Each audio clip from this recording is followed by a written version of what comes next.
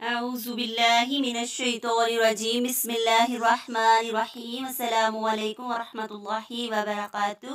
آج ہمارا تیسرے پارہ کا 10واں رکوع ہے۔ سورۃ آل عمران چل رہی ہے ہماری، اور اس میں ہمیں جو اسباق ملیں گے، اللہ رب العزت سے دعا ہے کہ اس کو ہمارے جسم میں خون کی طرح گردش کرنے والا بنا دے، اور ہماری زندگیوں میں عمل کی ہمیں بے حساب توفیقیں، رحمتیں اور برکتیں عطا فرمائے اللہ رب العزت ہمارے لیے آسانیاں پیدا فرمائے، آمین یا رب العالمین۔ 10واں رکوع ہے، پسندیدہ دین ہمارے لیے کون سا ہے؟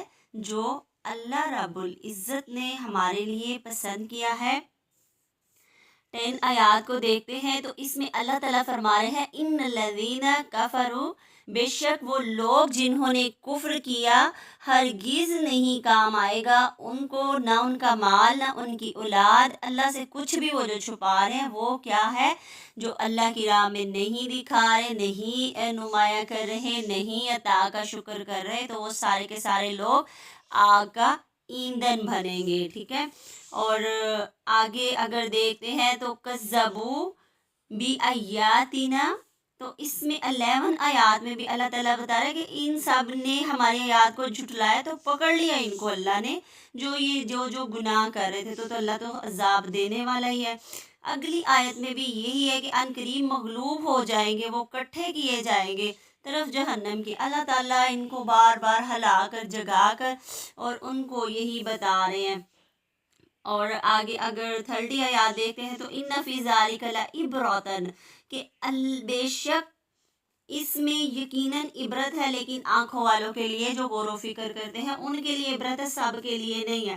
آگے 14 آیات کی بات کرتے ہیں تو اس میں بھی اسی طریقے سے یہ ڈیٹیل ساری اللہ تعالیٰ نے مال، بیٹے، سونا چاندی، گھوڑے دے کر ہر چیز کی ڈیٹیل بتائی ہے کہ یہ دنیا کے لیے ہے، اور اسی کی وجہ سے اہم جو الفاظ ہیں، یہ ساری جو دنیا کی نعمتیں ہیں، دنیا کی زیب و زینت ہے، روشنیاں ہیں، اس سب کی وجہ سے کیا ہوتا ہے؟ اگر ہم آنکھوں والے نہیں ہوتے، لِأُولِي الْأَبْصَارِ، آنکھوں والے اگر نہیں ہوں گے تو پھر کیا ہوگا؟ قوموں پر عذاب آئے گا، ٹھیک ہے۔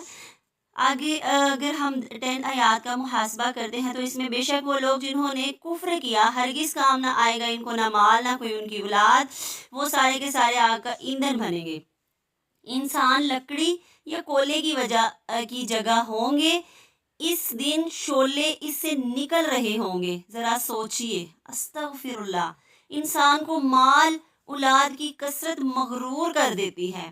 کفار قریش خاص طور پر اپنے مال اور اولاد کے تبصرے کرتے تھے کہ ہم مال اولاد میں زیادہ ہیں، کیونکہ آپ صلی اللہ علیہ وسلم کے بیٹے فوت ہو چکے تھے، تجارت ختم ہو گئی تھی، تو وہ ان کا مذاق اڑاتے تھے۔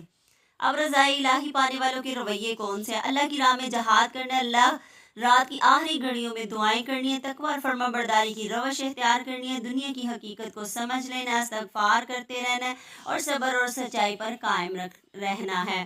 یہ اللہ کی رضا پانے کے طریقے ہیں جو کہ ہمیں آیات کے اندر سے ہی مل گئے ہیں، ٹھیک ہے۔ تو آپ کو بتایا جا رہا تھا کہ وہ نبی صلی اللہ علیہ وسلم کا مذاق اڑاتے تھے، کس کی بنا پر؟ اپنے مال اور دولت کی وجہ سے۔ سورۃ السبا کی 35 آیات میں بھی ہے کہ یہ تمہارے مال اور اولاد نہیں جو تمہیں ہم سے قریب کرتے ہیں۔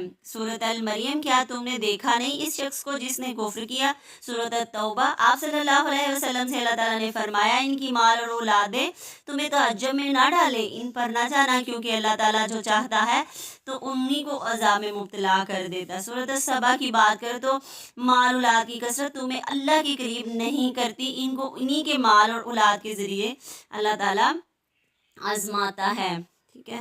تو یہ کیا ساری دلیلیں ماننے کے بعد بھی وہ وہیں کے وہیں اگر کھڑے رہے، تو فرمایا ان کا حال بھی وہی ہوگا جو آل فرعون کا ہوا تھا۔ استغفر اللہ، فرعون پانی میں غرق ہوا تھا، وہ لوگ ان سے پہلے گزرے، وہ قوم نوح تھے، ان کے ساتھ ہوا کا عذاب آیا، طوفان نے آ لیا ان کو۔ سورۃ عنکبوت 14 آیت، قوم ہود کے ساتھ کیا ہوا؟ سورۃ الزاریہ 40 آیت، جب ہم نے ان پر بانجھ کرنے والی ہوا بھیجی، قوم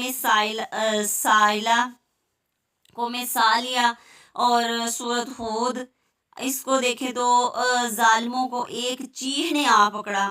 قوم لوط سورۃ الحجر 74 آیات میں ہم نے اس کے اوپر والا نیچے اور نیچے والا دھڑ اوپر کر دیا۔ قوم شعیب سورۃ شعراء، انہوں نے بھی یہی کام کیا، پیغمبروں کو جھٹلایا تو اللہ نے کیا کیا؟ نسل در نسل، قوم در قوم، تباہ پہ تباہ کرتا گیا اللہ تعالیٰ، کیونکہ قوموں پر عذاب انہی کے کرموں کی وجہ سے آتا ہے۔ 30 آیات کو اگر ہم لیتے ہیں، ٹھیک ہے، 30 آیات کو اگر ہم لیتے ہیں تو یہاں کیا ہے؟ کامیابی صرف فی سبیل اللہ ہے، اللہ کی راہ میں نکلنا۔ اس مغلوب کی ایک خاص نشانی خاص دن میں دیکھو، جس دن دو گروہ آپس میں ملے تھے، مثال سے بات سمجھائی جا رہی ہے یہاں پہ، ٹھیک ہے، کہ کس طرح کفار مغلوب ہو گئے تھے، جیسے میدان بدر میں مغلوب ہوئے۔ وہ دو گروہ آپس میں ملے تھے، ایک گروہ اللہ کے راستے میں لڑ رہا تھا، دوسرا کافر تھا۔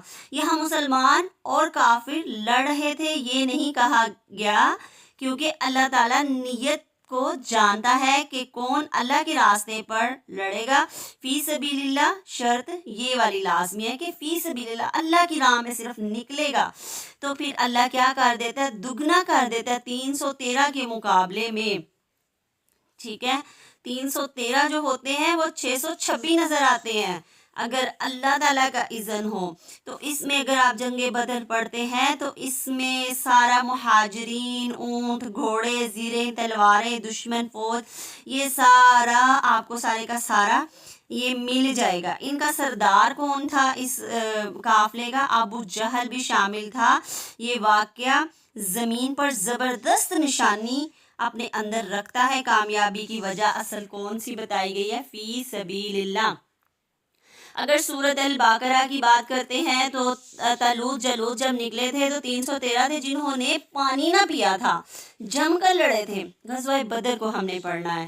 سورۃ ال عمران پہلے اللہ تعالیٰ اپنا تعارف کروا رہا ہے، ہدایت حاصل کرنے کے جو بھی طریقے اختیار کرنے چاہیے اس کے بارے میں بھی کھول کھول کے اس صورت میں واضح بتایا جا رہا ہے۔ 14 آیات میں آتے ہیں تو اس میں شہوات کی محبت یعنی خوبصورتی اور مطلب لڑکوں سے، بچوں سے، دولت سے، یہ ہے نا جو یہ ہمیں دنیاوی طاقتیں ہیں، یہاں سے اللہ تعالیٰ ہمیں ہٹا نہ دے، کیونکہ اگر ان چیزوں میں محبت نہ ہو تو انسان اس کی طرف مائل ہی نہیں ہوگا، ان کو چھوڑ جائے گا، اسے فائدہ نہ اٹھائے گا۔ تو اللہ تعالیٰ نے ان کے اندر کشش رکھی ہے ایک، ٹھیک ہے۔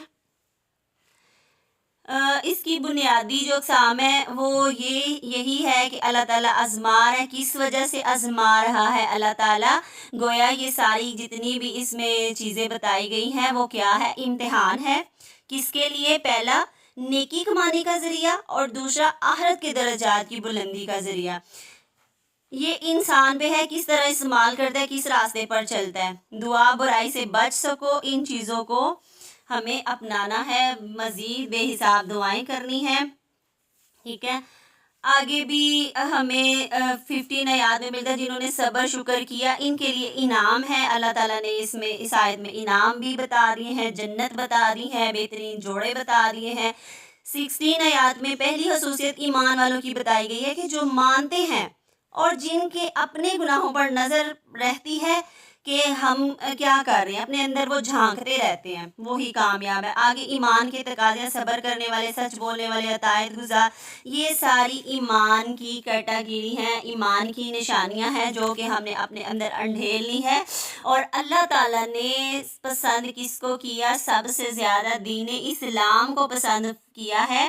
فرمایا اگر جھگڑے وہ آپ سے تو کہہ دیجئے میں نے اپنا معاملہ اللہ کے حوالے کر دیا، میں نے یہود و نصارہ کی نہیں مانی، مجھے صرف اپنے رب کی ماننی ہے، اللہ کی اطاعت کرنی ہے، رسول اللہ صلی اللہ علیہ وسلم کی اطاعت کے واسطے کہہ دیجئے۔ وہ اسلام لے آئے تو بہتر ہے، نہیں لے کے آئے تو تم ان کو چھوڑ دو، اگنور کر دو، مگر اللہ کے واسطے اللہ کی زمین پہ فی سبیل اللہ نکلو۔ یہاں پہ صحیح مسلم کی حدیث ہے، آپ صلی اللہ علیہ وسلم نے فرمایا قسم ہے اس ذات کی جس کے قبضہ قدرت میں میری جان ہے، جو یہودی یا نصرانی مجھ پر ایمان لائے بغیر وفات پا گیا وہ سیدھا سیدھا جہنمی، وہ جہنم میں چلا گیا۔ تو اللہ تعالیٰ ہمیں با ایمان، با صلاحیت اور اللہ تعالیٰ کے سامنے سر تسلیم سر ہم کرنے والا بنا دے، حسد شرک بغض سے باز رکھے، اور اللہ تعالیٰ ہماری اس کاوش کو قبول فرما لے۔ آپ کے لیے میرے لیے بہت زیادہ باتیں ہیں ان آیات میں، اللہ تعالیٰ ہمیں مزید اس کو سمجھنے کی اور وقت میں ہمارے برکت ڈالے، آمین یا رب العالمین۔